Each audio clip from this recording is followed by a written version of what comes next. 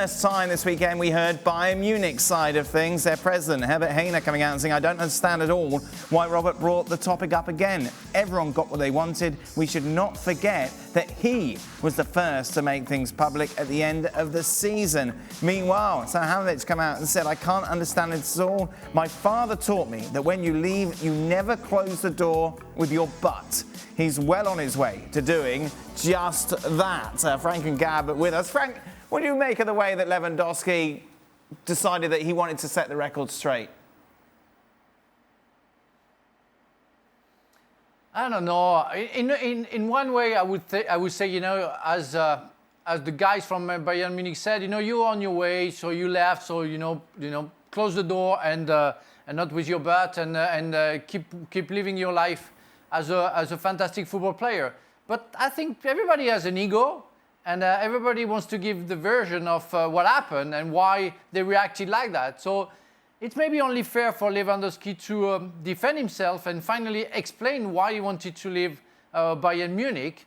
And whether people are going to believe him or not, it's up to them.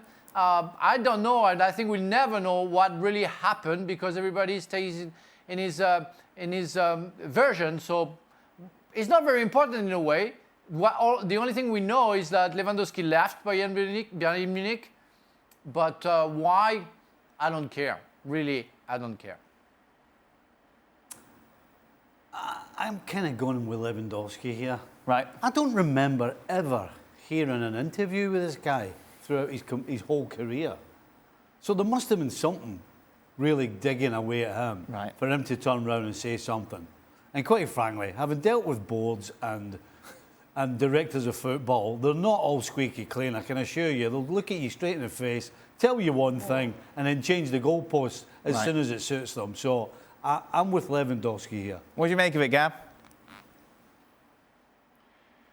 I mean, look, I think the difference here is the emotion of somebody who spent many years at Bayern and wants to put his side of the story forward and say, look, I didn't turn my back on the club.